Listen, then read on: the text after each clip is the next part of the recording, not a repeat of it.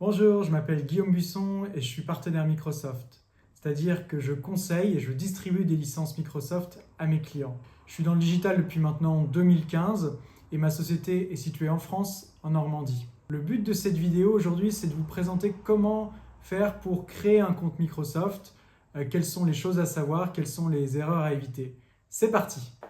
On va donc démarrer par les prérequis nécessaires pour créer votre compte. Microsoft vous demandera le SIRET de votre société, le numéro de SIRET, vous demandera le nom de votre entreprise et enfin un email personnel. Attention, ne mettez pas l'email professionnel que vous allez créer, mais bien un email personnel. Vous allez avoir potentiellement besoin d'un CABIS. Microsoft peut être amené à vous le demander. On va voir ensemble maintenant quelles sont les étapes pour ouvrir votre compte. La première étape, c'est de vous ouvrir un nom de domaine. Alors Microsoft n'est pas distributeur de nom de domaine, mais vous pouvez passer par le distributeur de votre choix. Et ensuite, il faudra l'associer à vos comptes Microsoft. Pour ceux qui ne savent pas ce que c'est qu'un nom de domaine, c'est tout simplement l'adresse qu'on va retrouver par exemple dans un site web, ou encore c'est le nom qui apparaît après le arrobase dans votre signature de mail. Ensuite, il va falloir définir le nombre de comptes dont vous avez besoin. Microsoft indique qu'un utilisateur physique est égal à un compte. Après, vous allez avoir la possibilité d'installer la suite Microsoft sur plusieurs devices, par exemple tablettes, smartphones et ordinateurs, pour une seule personne. Mais donc la logique est de se dire combien de personnes sont dans votre organisation et nécessitent un accès à la boîte aux lettres. Pensez aussi qu'il est possible de créer des boîtes aux lettres partagées. Par exemple, vous voulez définir une boîte aux lettres accueil et il n'y a pas réellement de personnes au standard. C'est une boîte aux lettres partagée entre deux utilisateurs. Vous n'avez pas besoin d'avoir 3 licences, une licence pour chaque utilisateur, plus une boîte aux lettres partagée qui, elle, va être gratuite. Troisième étape, vous ouvrez votre compte Microsoft, vous allez dans le panel de l'administration et lorsque cela est fait, vous trouverez à gauche une rubrique Utilisateur. Lorsque vous cliquez sur cette rubrique à gauche Utilisateur, vous avez Utilisateur actif. Cliquez dessus et cela va vous afficher tous les utilisateurs dans l'entreprise. A priori, vous devriez voir apparaître uniquement le compte administrateur que vous avez créé. Vous allez donc pouvoir faire le petit plus, ajouter un utilisateur pour créer tous vos utilisateurs. Enfin, lorsque l'utilisateur est créé, vous allez pouvoir lui affecter une licence. Il existe plusieurs types de licences chez Microsoft, on va y revenir juste après. Donc comme je l'indiquais, une personne physique est égale à une licence. Maintenant, il existe plusieurs licences chez Microsoft. Pour ce qui est des entreprises entre 1 à 300 personnes, on va avoir la gamme business qui va être adaptée. Au-delà de la gamme business, on retrouvera la gamme enterprise, mais celle-ci, on ne l'abordera pas dans cette vidéo. On va vraiment se focaliser sur les entreprises de 1 à 300 collaborateurs. Alors, pour pouvoir connaître les différentes licences, je vais vous les expliquer dans cette vidéo. D'abord, vous avez la business basique. Cette licence-là, elle vous donne accès à Word, Excel, PowerPoint, Exchange Online pour la partie mail, Outlook. Vous retrouvez également OneDrive, SharePoint pour tout ce qui est stockage documentaire. Bref, c'est un petit peu l'équivalent du pack office que vous connaissez bien. À la différence que vous ne pourrez pas installer en local les applications. Vous y accéderez uniquement à travers votre navigateur. Si vous avez besoin d'accéder en local à ces applications-là, eh bien, il va falloir souscrire plutôt à la licence Business Standard, qui, elle, vous donne un accès web plus local à toutes les applications. Ensuite, vous retrouverez une licence un cran au-dessus qui s'appelle la licence Business Premium. La licence Business Premium, elle englobe toutes les fonctionnalités d'une business standard, mais elle vient ajouter une brique de sécurité. Cette brique de sécurité contient notamment un outil de gestion de parc qui s'appelle Intune et un antivirus qui vous permet donc de sécuriser votre infrastructure informatique.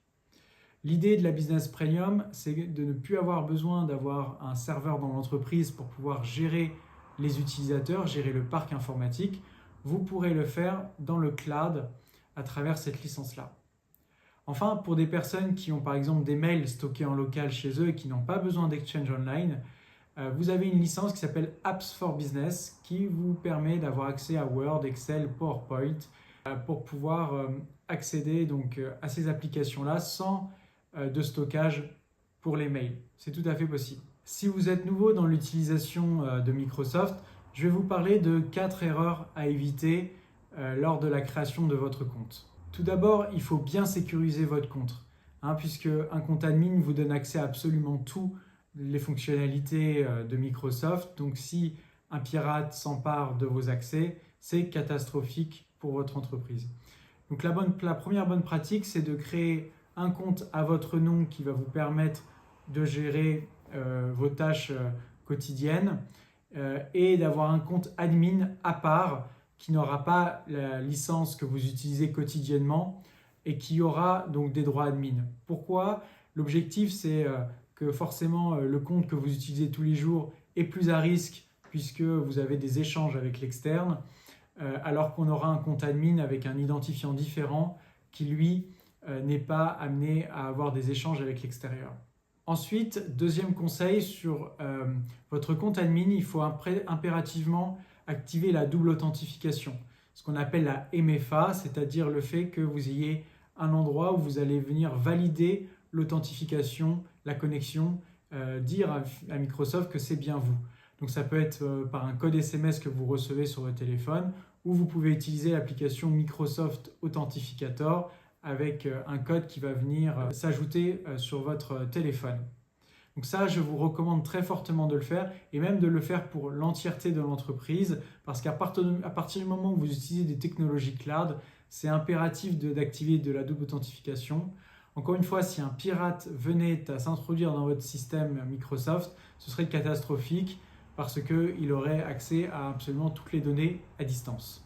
Pensez à bien paramétrer le nom de domaine avec votre compte Microsoft. On a un petit peu parlé en début de vidéo. Allez dans l'onglet domaine à gauche pour pouvoir venir le paramétrer. C'est essentiel parce que par défaut, Microsoft vous mettra un nom de domaine en .onmicrosoft.com, ce qui n'est pas très professionnel. Donc si vous voulez vraiment avoir des adresses mail au nom de votre société, pensez à bien configurer le nom de domaine. Lorsque tout ça est terminé et que vos licences sont actives, il ne reste plus qu'à installer le pack Office sur votre ordinateur. Pour cela, vous avez en haut à droite, dans la page d'accueil de office.com, un bouton « Installer la suite Microsoft ». Donc, je vous invite à cliquer dessus. Pensez, avant d'installer la suite Microsoft, à bien désinstaller, vérifier qu'il n'y a pas d'ancienne version de compte Office, parce que si vous réinstallez la nouvelle alors qu'il y en avait une précédente, ça peut créer des conflits, notamment si c'était une licence pour un compte particulier que vous venez ajouter un pack Office professionnel. Donc prenez bien le temps de supprimer tous les logiciels Microsoft d'anciens comptes avant d'installer la version professionnelle. Alors combien ça prend de temps pour activer votre compte et le mettre en fonction? C'est relativement rapide puisque lorsque vous allez faire votre inscription, il faut compter quelques minutes, allez disons une demi-heure pour que Microsoft valide la création du compte et vous envoie les logins et mots de passe. Ensuite, il faut compter quelques minutes aussi pour rattacher votre nom de domaine au compte Microsoft. Vous l'aurez compris, ouvrir un compte Microsoft, ça nécessite de prendre quelques précautions et puis c'est un petit peu consommateur de temps puisque il faut pouvoir s'en occuper étape par étape. Alors nous, au sein de mon entreprise, on peut vous accompagner dans cette démarche. On s'occupe absolument de tout, c'est-à-dire on va venir ouvrir votre compte Microsoft professionnel, on va venir vous écouter pour bien comprendre votre besoin et vous permettre de souscrire à la licence Microsoft qui est la plus adaptée par rapport à votre besoin. Dans le cadre de notre contrat de service de solutions cloud, on vous intègre également du support en illimité. Cela ne vous coûte pas plus cher, c'est intégré dans le prix de la licence Microsoft. Vous allez donc avoir un technicien qui pourra intervenir sur votre poste en cas de besoin. Je peux également vous proposer de la formation si vous souhaitez monter en compétence sur le sujet de Microsoft. On est vraiment expert de toutes les thématiques Microsoft. Donc on peut vous accompagner à la fois sur des problématiques SharePoint, OneDrive, donc documentaire, des problématiques de téléphonie ou plus largement de Teams, en passant par des choses assez basiques sur du Outlook ou de l'utilisation de Windows de manière générale. On va pouvoir également vous proposer des parcours d'accompagnement. Et là, encore une fois, on intervient sur tous les grands domaines de Microsoft.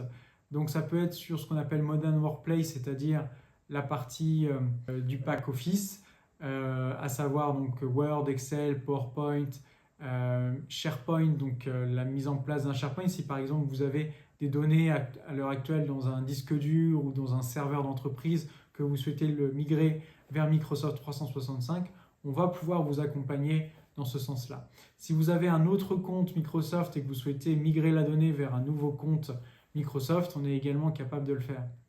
On va pouvoir aussi vous accompagner dans la mise en place de votre téléphonie.